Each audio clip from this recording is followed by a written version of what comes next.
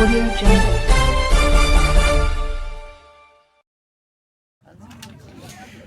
नमस्कार, मैं हूं रुपेश और आप देख रहे हैं प्रभात मंत्र। इस समय है मेरे साथ में प्रदेश महासचिव राजीव तिवारी जी। हम जानेंगे कि 5 तारीख की इनकी जो है क्या प्रोग्राम है, क्या ये अभी तक अडिग है उसी चीज़ पे या फिर कुछ और चेंजिंग हुई है। इसके अलावा जानेंगे कोरोना पर कुछ इनका गाइडलाइन जो आई हुई है उस पर कितना अनुपालन हो रहा है यहाँ पर। तो सबसे पहले तो आपका स्वागत है प्रभात मंत्र में। बहुत बहुत धन्यवाद प्रभात मंत्र का। राजीव जी, सबसे पहले तो ये बताएं कि 5 तारीख का क्या है आपका प्रोग्राम और क्या वो आप लोग अडिग है? जिस तरह से हमने जिस भी आंदोलन की घोषणा की उस आंदोलन पर हम लोग अडिग रहे, उसी पर 5 तारीख का जेल भरो आंदोलन पर भी हम लोग अडिग हैं और निश्चित रूप से हम लोग पूरे जेल को खचाखच भर देंगे और तब तक जेल के अंदर रहेंगे जब तक कि हमारी मांगें नहीं मिल जाती। अगर सरकार हमें निकालना भी चाहेगी तो हम लोग जेल से नहीं निकलेंगे। हमें हमारा अधिकार जिस दिन वो दे देंगे उस दिन हम लोग खुद जेल से बाहर आ जाएंगे। अधिकार देने के बाद अगर सरकार फिर भी जेल में रखना चाहती है मुझे तो रख सकती है, उससे हम लोग पीछे नहीं हटेंगे। और अभी जो है सरकार गाइडलाइन करने जा रही है कोरोना को लेकर और काफ़ी तेज़ी से झारखंड में भी फैल रहा है, तो इसको लेकर आप कितने सचेत हैं और क्या हो रहा है यहाँ पर अनुपालन? कोरोना को लेकर जो भी सरकार का गाइडलाइंस है उसका तो हम लोग पालन कर ही रहे हैं, लेकिन मुझे एक बात समझ में नहीं आता है कि कोरोना ज़्यादातर क्या धरना स्थल पर फैल रहा है, मधुपुर चुनाव में नहीं फैल रहा है। जहाँ पर मुख्यमंत्री जी नामांकन में गए थे उस नामांकन के दौरान पूरे मीडिया में प्रिंट मीडिया में भी आया कि सभी लोग हाथ ऊपर उठाए थे। जो माननीय मंत्री सत्यानंद भोक्ता जी भी उसमें हैं, वो मास्क नहीं लगाए हुए, कई लोग मास्क तक नहीं लगाए हुए और सट के एकदम खड़े हैं। तो सोशल डिस्टेंस का पालन क्या केवल आम जनता करे या माननीय मंत्री जी करें या उनके अधिकारी और सभी लोग करें? तो मुझे लगता है ये कोरोना का बार बार बहाना बनाकर आंदोलन को तोड़ने का प्रयास किया जा रहा है। अगर माननीय मुख्यमंत्री जी को इतना ही डर सता रहा है कि कोरोना यहाँ पर हो रहा है, कोरोना फैल रहा है, तो फिर क्यों इतने दिन तक हम लोग को 27 दिन से हम लोग यहाँ पर बैठा कर रखे हुए? एक बार हम लोग को बुला लेते, बात कर लेते, हमारी जो मांगे हैं उस मांग को पूरा कर देते।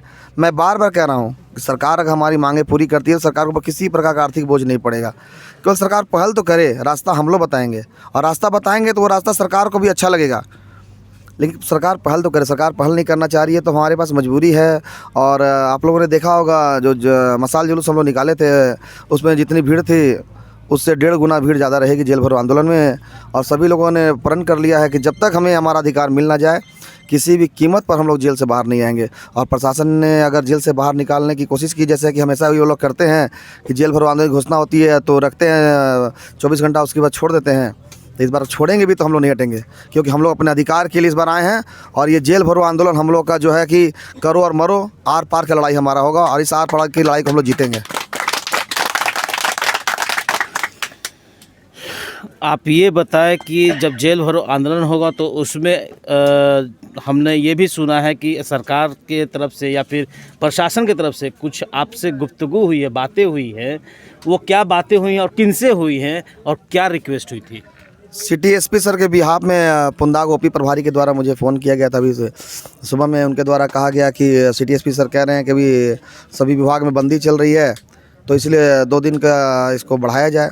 तो मुझे ऐसा लगता है कि प्रशासन के द्वारा ये आंदोलन को फेल करने की रणनीति हो सकती है, ये 2 दिन का डेट बढ़ाने को लेकर। आखिर आज 27 दिन हो गया, 27 दिन में तो बहुत दिन विभाग खुला, उतने दिन तक कहाँ सब कुछ सोए हुए थे। जब जेल भरो आंदोलन की घोषणा हो गई और जिस दिन हम लोग मसाल जुलूस निकाले थे वहाँ पर एसडीओ मैडम थी, एसपी साहब थे, मजिस्ट्रेट साहब थे, सबके सामने कहा गया तो वो लोग बोले कि ठीक है 4 तारीख तक आपका अल्टीमेटम हम लोग ले रहे हैं। अल्टीमेटम या क्या क्या प्रार्थना पत्र कहें, हम लोग प्रार्थना किए उनको कि 4 तारीख तक हमारी मांगे पूरी कर दीजिए, नहीं तो विवश होकर हम लोग को जेल भरो कार्यक्रम करना होगा। और मैं यहाँ पर मीडिया के माध्यम से ये भी कहना चाहूँगा कि हमारा आंदोलन बिल्कुल संवैधानिक रूप से होगा, किसी प्रकार का हम लोग कानून का उल्लंघन नहीं करेंगे। कानून का पालन करते हुए जो संविधान में अधिकार मिला हुआ है उस संवैधानिक अधिकार का प्रयोग करते हुए हम लोग जेल भरो आंदोलन चलाएंगे। लेकिन अगर सरकार के द्वारा हमारे जेल भरो आंदोलनों को कुचलने के लिए अगर किसी तरह की रणनीति अपनाई गई तो ये सरकार के लिए सही नहीं होगा। सरकार के लिए सही इसलिए नहीं होगा कि हमारे बहुत से ऐसे लोग हैं जो सरकार के द्वारा अगर हमारे आंदोलन कमजोर करने का प्रयास किया जाता है तो अपने वो प्राण भी त्याग देंगे और इसकी सारी जवाबदेही झारखंड सरकार और प्रशासन की होगी। इसलिए हमारा आंदोलन चल रहा है उस आंदोलन को विघ्न डालने का काम ना किया जाए और हम लोग को स्वेच्छापूर्वक हम लोग को जेल में ले जाके रखें।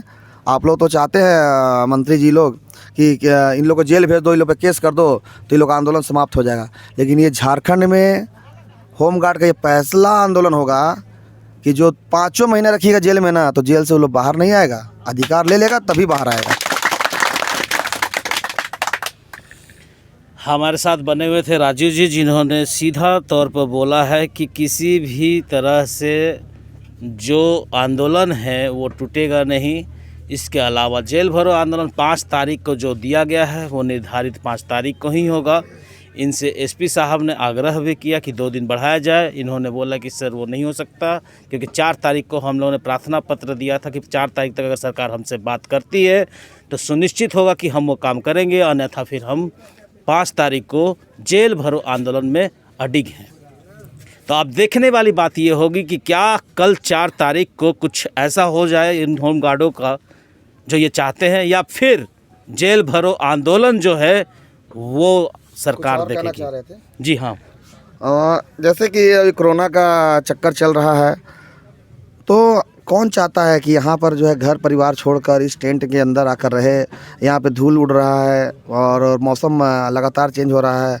कई साथी लोग जो है कि गंदे पानी में जाकर नहा रहे हैं जहाँ पर कीड़ा निकल रहा है और बहुत सी समस्या उत्पन्न हो रही है। और मेरा भी आज 27 दिन हो गया, मेरा भी बहुत ज़्यादा तबीयत ख़राब चल रहा है।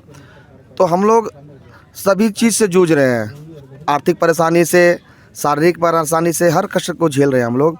आप देख रहे होंगे मीडिया के माध्यम से कि ये जो लड़ाई हम लोग लड़ रहे हैं, जो संघर्ष हम लोग कर रहे हैं, बिल्कुल भारत देश को आज़ाद कराने के लिए जिस प्रकार आज़ादी की लड़ाई लड़ी गई थी, उसी प्रकार होमगार्ड जवान भी अपने शोषण के खिलाफ, अपनी प्रताड़ना के खिलाफ, अपनी नियमित ड्यूटी को लेकर, समान कार्य का समान वेतन को लेकर आज़ादी की लड़ाई लड़ रहे हैं।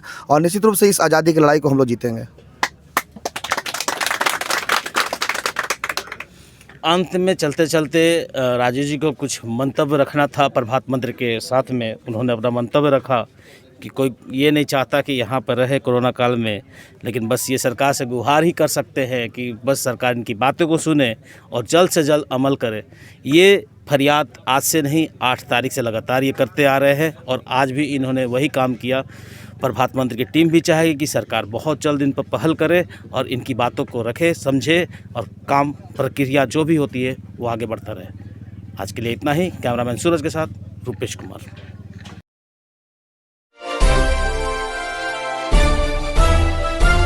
Audio Jungle.